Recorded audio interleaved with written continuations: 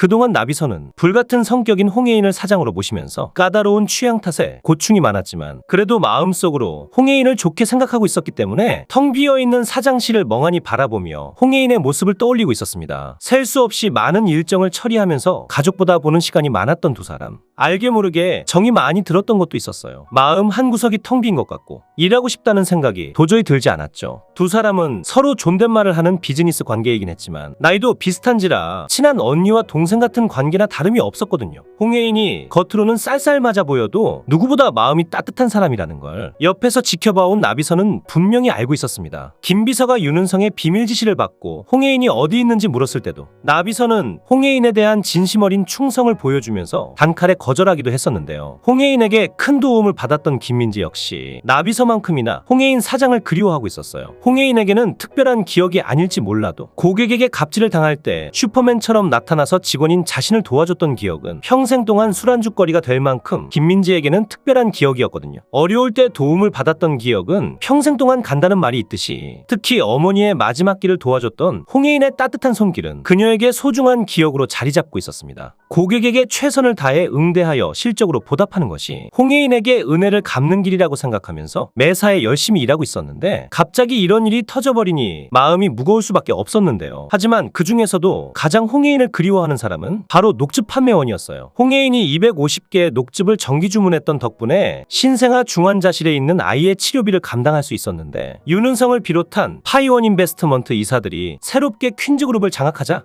회사에 잡상인을 들이지 말라는 지시를 내리는 바람에 250개의 녹즙 주문이 공중분해가 되고 말았거든요. 당장 다음 달에 결제해야 할 병원비조차 감당하기가 버거운 상황이었는데 녹즙 판매원 입장에서는 그야말로 좌절할 수밖에 없었죠. 그런데 이렇게 홍혜인을 그리워하는 분위기 속에서 인터넷 커뮤니티에 올라온 하나의 게시글이 직원들의 마음을 더더욱 혼란스럽게 만들고 있었습니다. 그 글은 바로 홍씨 가족들이 갑자기 쫓겨난 이유와 홍만 대회장이 쓰러진 이유에 관한 내용이었고 뿐만 아니라 현재 퀸즈그룹 회장인 윤은성과 대표이사인 모슬이가 불법적인 방법으로 홍씨 가족들을 몰아냈다는 내용이 매우 상세하게 서술되어 있었어요. 당연히 직원들 사이에서는 안 그래도 여론이 좋지 않았는데 더더욱 새롭게 바뀐 임원진에 대한 불만이 쌓일 수밖에 없었는데요. 그런데 이 익명의 게시글을 작성한 사람은 우리가 전혀 생각지도 못한 매우 충격적인 사람이었습니다. 그 사람은 바로 미국행 비행기를 탔던 천다혜였어요. 아시다시피 천다혜는 건우와 미국행 비행기에 오르기 전부터 홍수철의 따뜻한 모습을 생각하면서 많이 흔들렸었잖아요. 비행기 좌석에 앉자마자 아빠를 찾는 건우를 보면서 다시 돌아가야겠다는 천다혜의 결심은 더더욱 확고해졌고 비행기가 이륙하기 바로 직전에 내리는 선택을 했습니다. 한마디로 천다혜와 건우는 미국행 비행기를 아예 타지 않은 것이죠. 공항을 빠져나오면서 천다혜의 각오는 이전과 완전히 달랐어요. 미국에서 유유자적하겠다는 계획을 전면 파기하고 한국에서 홍수철과 살겠다고 다짐한 순간부터 이제 천다혜에게 적은 홍씨 일가가 아니라 윤은성과 모슬이었습니다. 홍수철이 자신을 용서해줄지 확신할 수는 없지만 천다혜 자신은 이미 홍수철을 건우의 아빠이자 남편으로 완전히 받아들인 상태였는데요. 하지만 윤은성이 얼마나 자랑무도한 괴물인지 누구보다 잘 알고 있었던 천다혜이기 때문에 윤은성에게 전면으로 대항할 수는 없었어요. 자신의 앞길에 방해가 되는 사람은 그게 설령 자신을 입양해준 양부모일지라도 무자비하게 없애버릴 만큼 천다혜가 생각하기에 윤은성은 사이코패스에 가까운 인간이었거든요. 그래서 선택한 것이 익명으로 게시글을 올려서 직원들을 동요시키는 것이었습니다. 당연히 게시글을 올릴 때는 해외 IP로 우회해서 올린 거고요. 천다혜가 익명으로 올린 글은 커뮤니티에 올라오자마자 폭발적인 조회수를 기록했고 무서운 속도로 퍼져나갔죠. 일전에 홍혜인이 용두리에서 서민 음식을 맛있게 먹는 모습이 유튜브에서 대박을 터뜨렸던 덕분에 홍혜인에 대한 이미지가 굉장히 좋은 상황이었는데요. 이 영향에 대한 반대급부로 유튜브에서는 윤은성에 대한 부정적인 영상이 올라오기 시작합니다. 그야말로 놀라운 파급효과였죠. 감당할 수 없는 수준으로 퀸즈그룹에 대한 비난글이 쇄도하면서 당연히 윤은성의 표정도 점점 일그러지고 있었는데요. 그런데 천다혜의 폭로글을 보고 윤은성 못지않게 분노한 사람은 바로 나비서였어요. 설마 했는데 드라마에서나 봤었지. 이렇게 더러운 방법으로 퀸즈를 빼앗아갔을 줄은 그 누구도 예상하기 힘들었죠. 그러자 곧바로 백현우에게 달려가서 진실을 물어보는 나비서.